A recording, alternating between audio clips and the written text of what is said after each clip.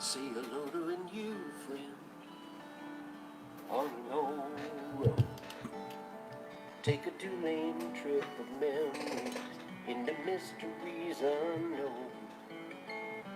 Come along for the ride. Jim Hinckley's America. Jim Hinckley's America.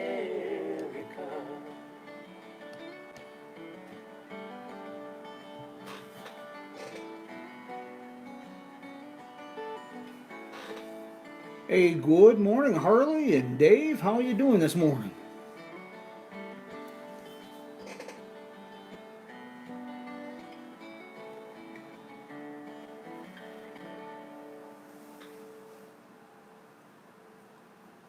Hope everybody's doing well. It's going to be a little bit warm today, but it is summertime and it is Arizona, so we've got to expect that.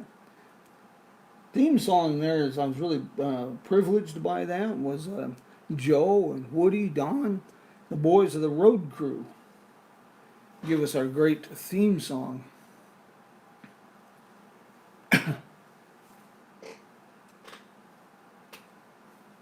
Getting everything set up here. We'll be ready to go in about 7 minutes.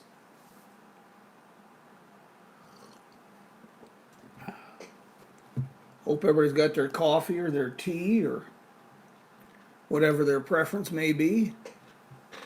I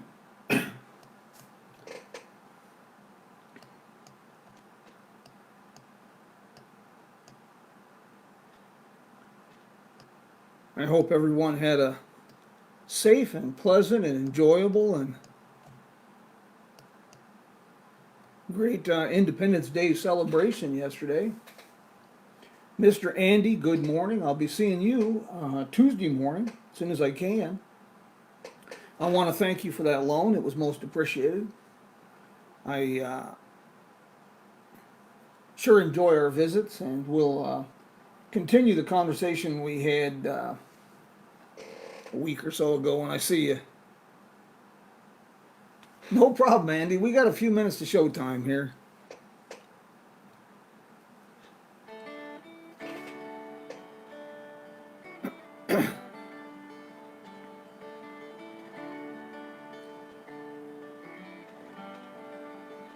Say hello to a new friend on an old road.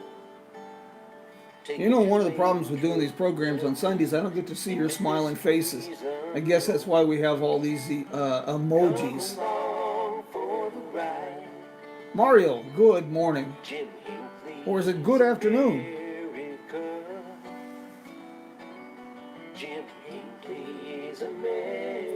I know just enough of foreign languages to get myself into trouble and get them mixed up. I've gotten fair with German. I've been studying my German lessons. Thank you, Andy. The last test I took, I got about a 30% proficiency in German.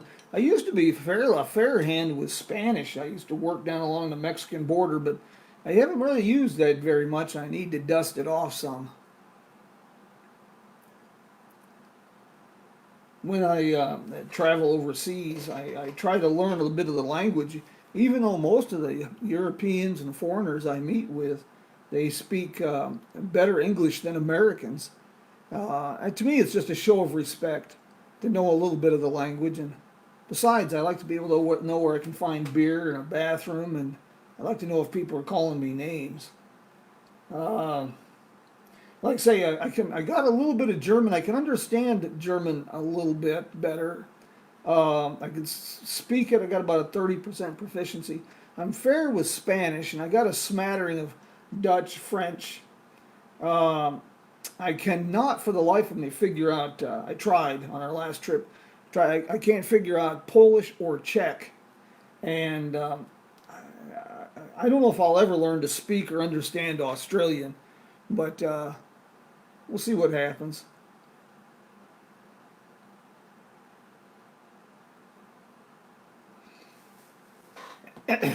Just getting everything set up here, and as you can see, we got about 4 minutes to showtime.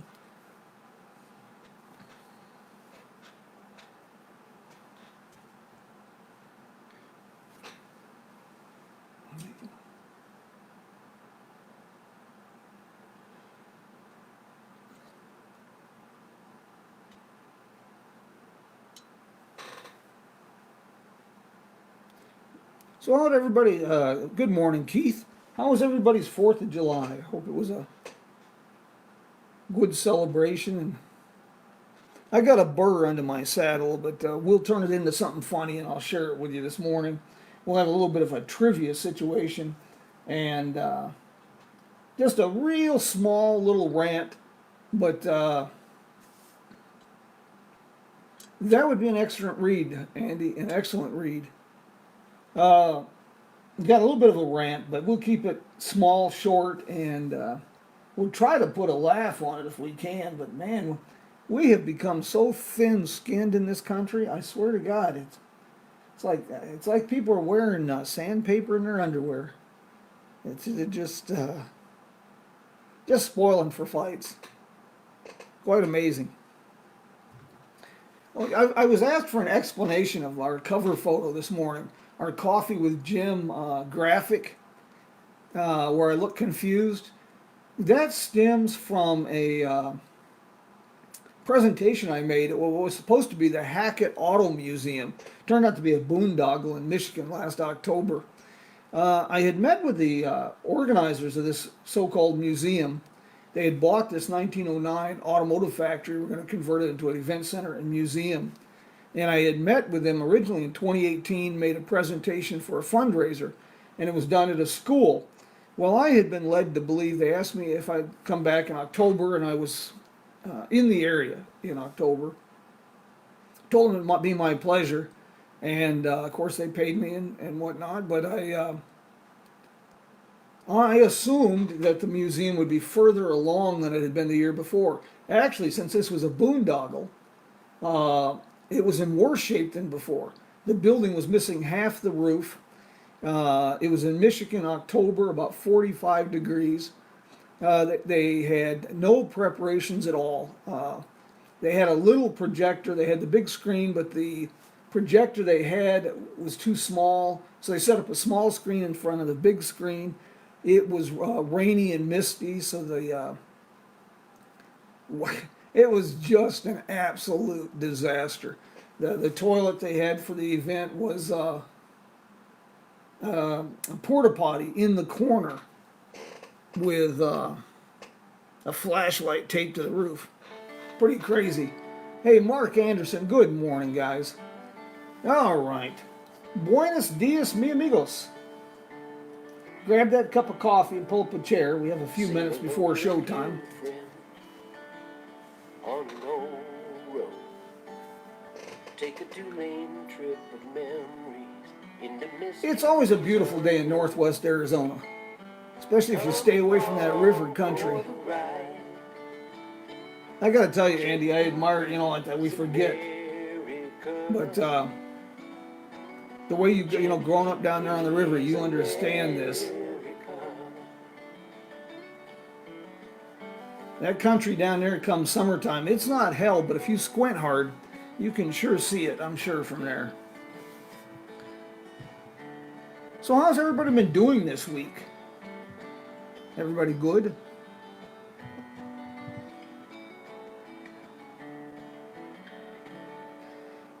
We'll talk about that in a minute, but well, here we go, for better or for worse.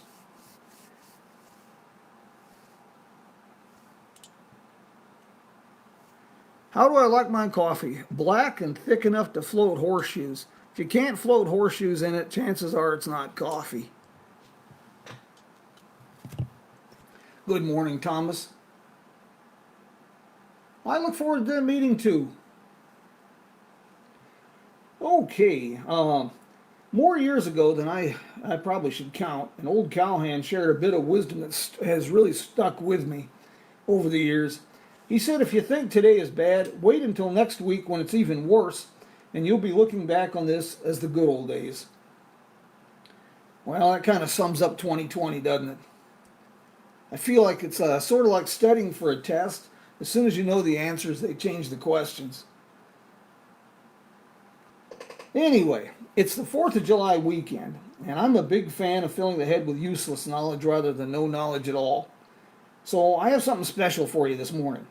Who was the nation's first president? I'll give you the answer at the end of today's program. I had intended that to be a little bit of trivia, and it will be. It'll be a little bit of fun. It'll also be a little bit of a rant, because I got in trouble on Facebook for sharing this yesterday. Anyway, it'll be a comedic rant, so stick with me. Well, let's get this program going on the road with a hearty thank you to Joe and the boys of the road crew for our theme song. I can't say enough about these boys' music. I just love this. It's the Road Crew. And you can check out their music at roadcrew66.com. Great tunes for theme songs for your road trip adventure or road trip inspiration. And I got to tell you, this song, Under the Neon, man, that is really, really something. I need to give a shout out to mi amigo Mike Ward for the recent gift. Let me show you this. This will go really nicely in my collection. This little booklet was published in 1934 and was distributed by Mobile Gas. I haven't had a chance to read it yet.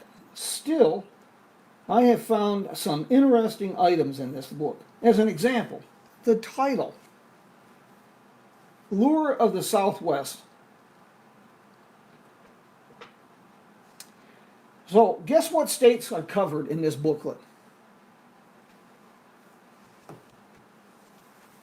Would you believe New Mexico, Texas, Oklahoma, Louisiana, and Arkansas?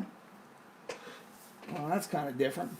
One of the interesting items that I found in thumbing through this booklet was a note that Jesse Chisholm of Jesse Chisholm Trail fame is located near Gary, Oklahoma.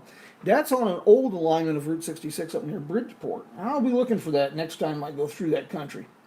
Another little item I found was an interesting note about the territorial era Stockade Hotel in Sapulpa, Oklahoma.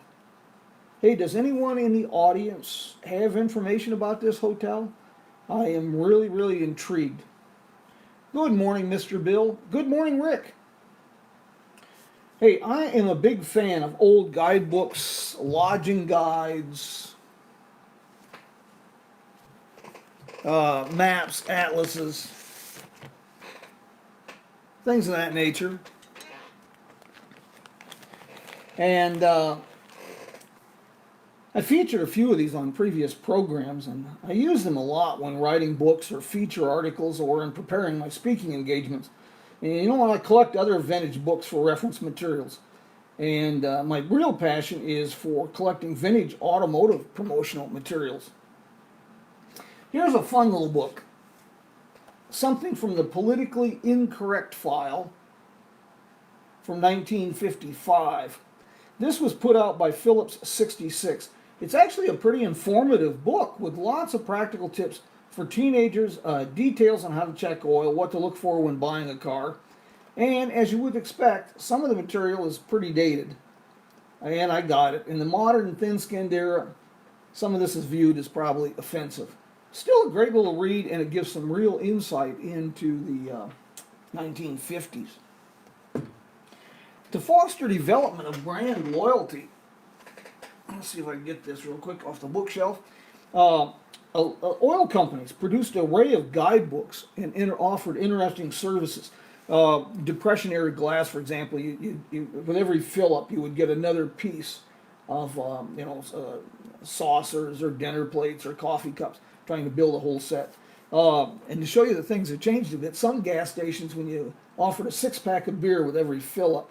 And I have an old advertisement from a place down in Tennessee that offered a pint of whiskey with every fill-up. Pretty good stuff. This is a Conoco Tourade from 1938.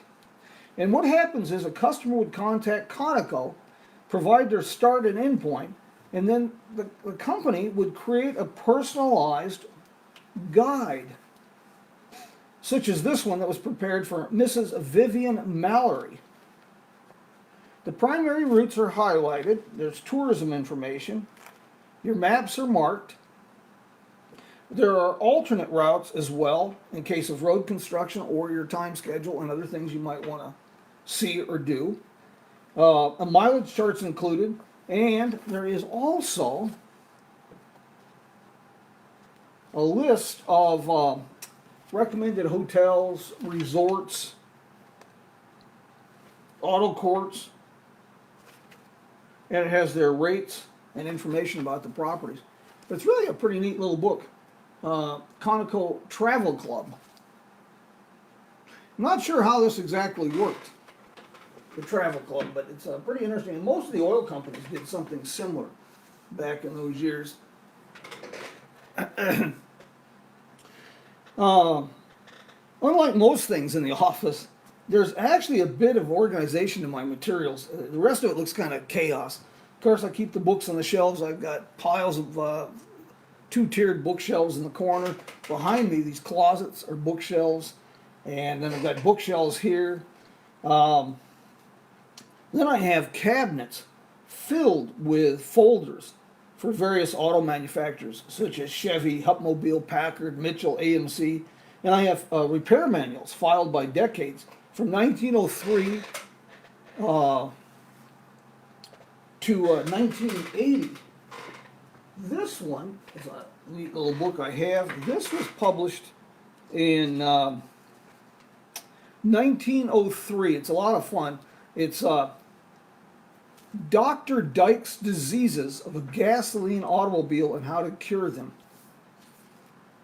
It's a practical book for the gasoline automobile owner, operator, repairman, intended purchaser, and those wishing to learn the first principles of an automobile. It's also for people who wish to equip their engines with jump spark systems, including plans and diagrams with electrical connections. Kind of interesting. Why, you may ask, do I have all these? Well, I've been fascinated with automotive history for a long time. I started my writing by writing on the American auto industry for Hemmings Motor News, and I was associate editor for Cars and Parts. And I became kind of a specialist in the American auto industry from 1885 to World War II. And it's helped me a lot in the COVID situation since my business has vanished. My work with tour companies, things of that nature, is pretty much done and gone right now. Anyway, who knows? Maybe I'll need to fix the brakes on a 1916 Jackson someday. Anyway, as you can see, I adhere to my father's wisdom. Better to fill the head with useless knowledge than no knowledge at all. You know, aren't these the craziest times? I mean, I must be honest. It's lately there are days when it's damn hard to find something to laugh at or even smile.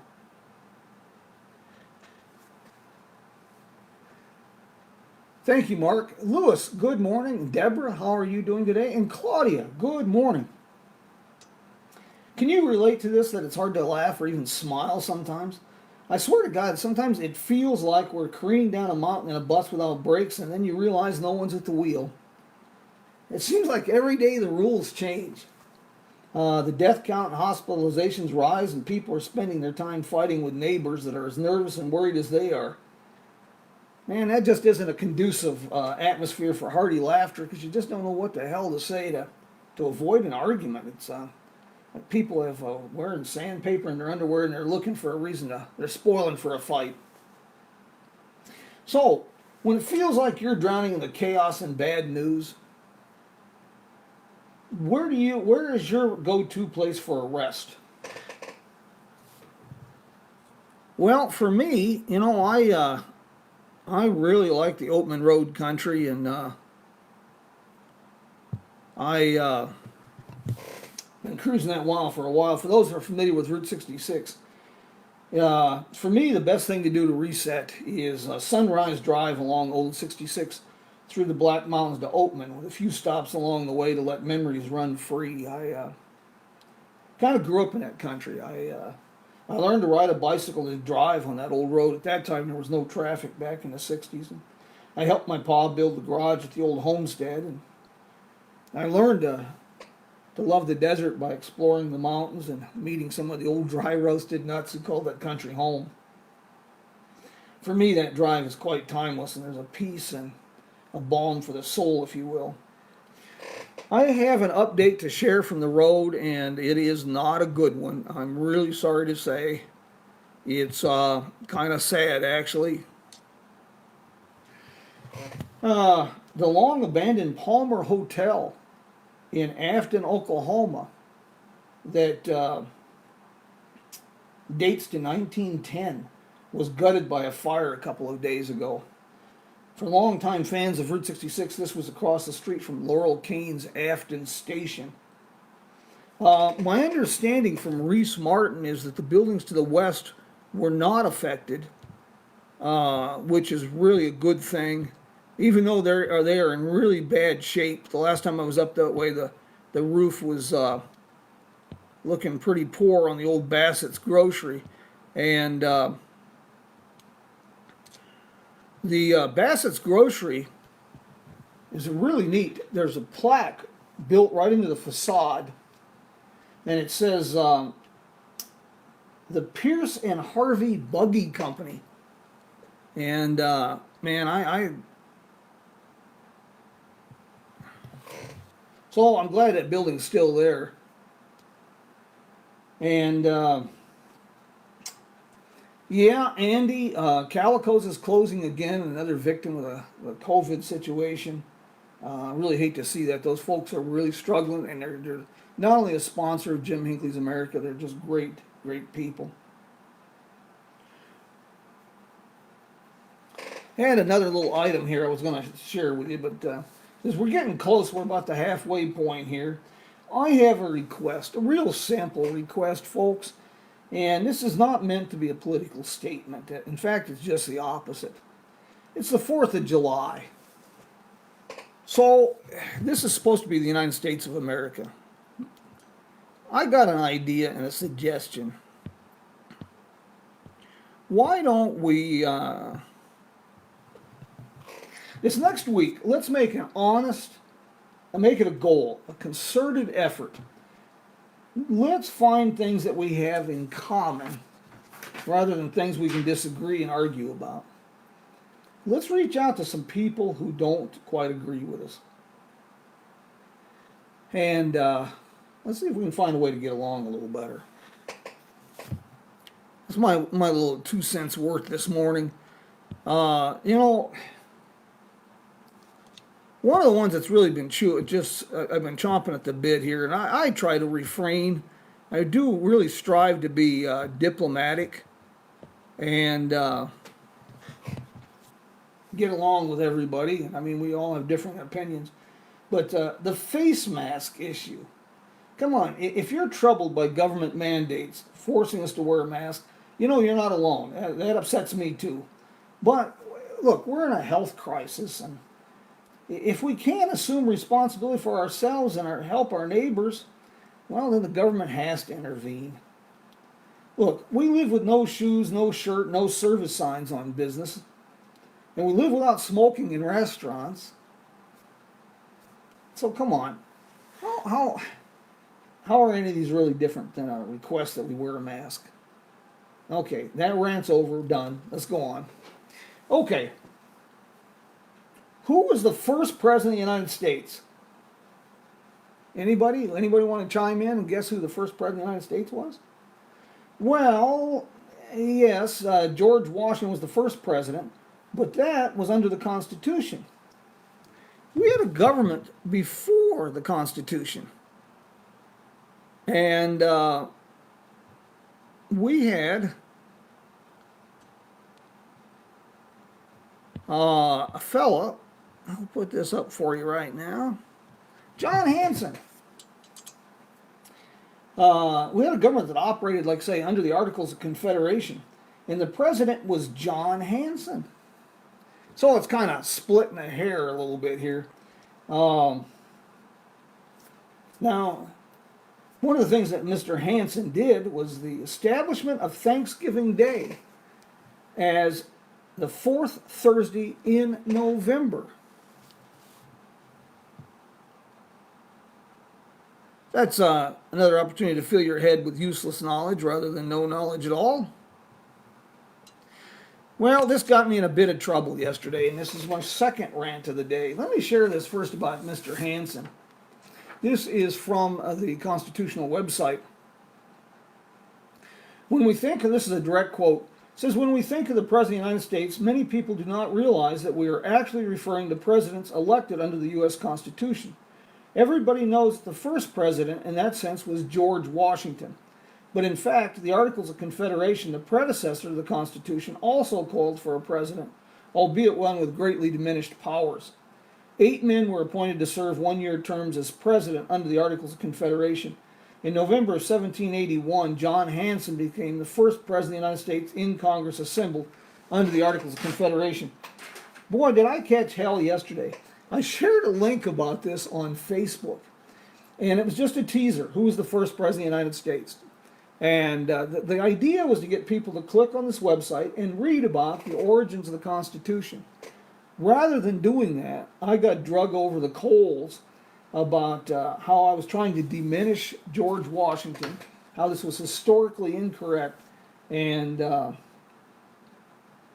man alive, I swear, I just was absolutely astounded by some of the people that just chimed in and sent me some messages you would not believe. Oh well, it's just another sign of the times, I suppose. Anyway, that's your little bit of oddball trivia for the morning. I have one more if you'd like. Do you know who was president for one day? This is good for our folks in Missouri. Good morning, Connie. Speaking of Missouri. Who was president of the United States for only one day? Okay, here we go. This is an interesting little story too. Inauguration Day used to fall on March 4th to allow the candidate elect to get to Washington. Well, in 1849 that fell on a Sunday, and so President-elect Zachary Taylor could not take the presidential oath of office until the next day. Even so, the term of the outgoing president, James Polk, ended at noon on March 4th. So, according to the Presidential Succession Act of 1792, the Senate President pro tem immediately followed the Vice President in presidential line of succession. That meant that Senator David Rice Atchison of Missouri was technically president for one day. A little bit of fun there, huh? Lewis, you're going to have to share that one with us. You got our interest. You know, telling people where to go and filling their head with useless knowledge, that's our specialty here at Jim Hinckley's America. And, you know, I want to give a shout out to the supporters of our crowdfunding initiative that have become so important to making this program possible. And the photo I'm pulling up right now for you is Senator Dave Rice Atchison of Missouri, president for one day. Lewis, thank you. Now, see, I did not know that. Now, this is what happens when we start talking to each other and things. My pa always warned me, if a man ain't careful, he'll learn something new every day. You know, I want to give us a shout out to the supporters of our crowdfunding initiative that helped make this program and the free weekly travel planning newsletter. Andy? Okay. Who was the first lady? Andy, you going to share this one with us? The crowdfunding has really become more important than ever as we. It's the only I've had to really step back, like with Calicos. I still continue to promote Calicos, but it's not really fair. I can't really ask them to be a supporter, you know, when they're down and out. So crowdfunding enables me to help do what I'm doing and to help lend support to these businesses like Calico's Restaurant and Victoria's Sugar Shack here in Kingman. Well, let's see what else I got here on the table for us.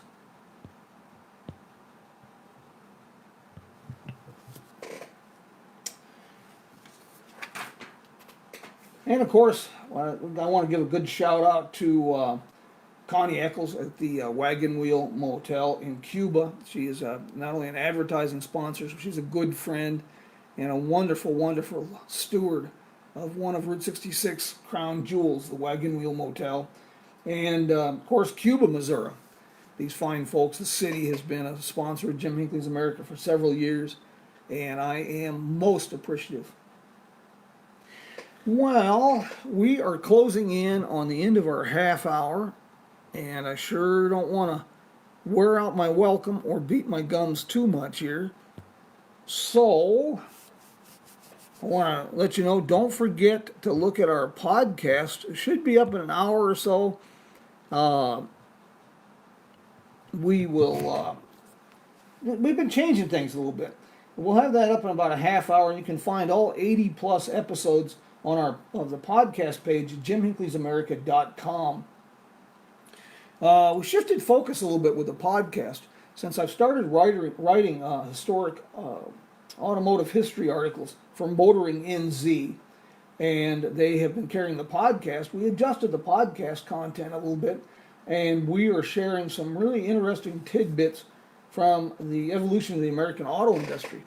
And since we're on a great trivia roll today, did you know that the inventor of cruise control was a blind man named Ralph Teeter? Check out some of the podcast episodes and check out some of the articles I've been writing on motoringnz.com. And I've been doing some of these in blog posts too at jimhinckleysamerica.com. Hey, before I bid adios, is there anything you want to discuss this morning, my friends? Thank you, Louis, for that link. Good morning, Michael and Michelle. How are you doing this morning?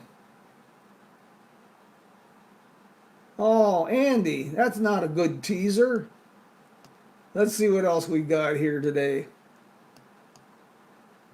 You know, Andy, I can see where you would like to throw out questions and tease your neighbors.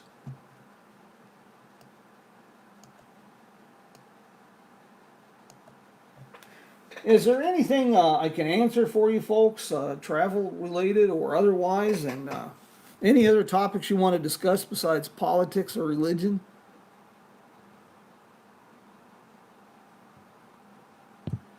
Well, if not, I guess we could button this thing up a tad bit, but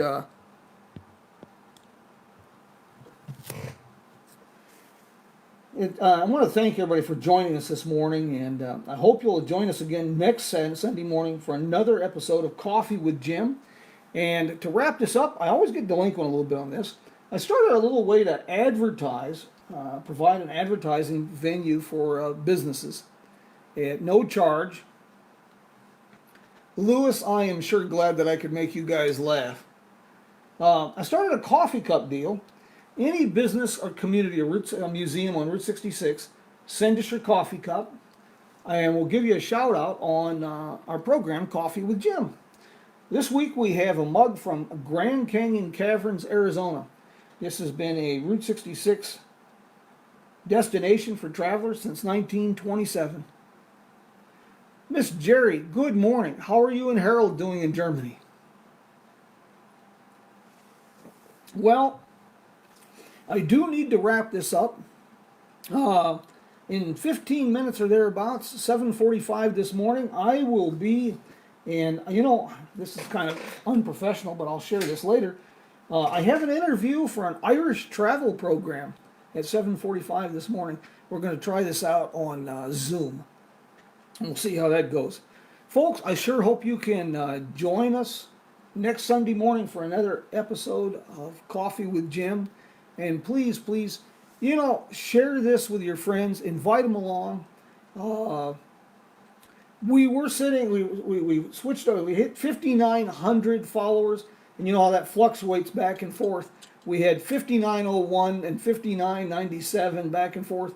or 5897, 5899, 5902, and this morning we're sitting at 5899, 5,899 followers. So let's see if we can push that to 6,000 or beyond. Guys, thank you so much. Michelle, I want to thank you very much for your continued support to help make these programs possible. I want to thank our advertising sponsors. And, you know, I also want to thank everybody who chimes in. I like having good conversation and respectful conversation and informed conversation. Michael, it's been really my pleasure. Norma, you know, to be blunt, the section of Route, are you talking about the section of Route 66 between Essex and Amboy out that direction that's been closed for so long? I really don't see that ever reopening. Most of the bridges out there are all wood, including the ones that were destroyed. They were built in the 1930s or earlier, and most of that's under the jurisdiction of San Bernardino County. And they have been. I just don't see where they're going to be able to financially justify the expense to fix the bridges that are out or replace the ones that need replacing. And San Bernardino County has been a little hard pressed for cash, and this pandemic situation is really pushing municipalities, counties, and states to the brink. So I really, to be honest, I don't mean the bearer of bad news. I just don't see that it's ever going to reopen, to be honest. I haven't been out that way since last year, but the road from Amboy to Needles, or Amboy to Ludlow, it was in pretty good shape. So what you're going to have to do with Route 66 is you can backtrack a little bit up towards Cadiz Summit.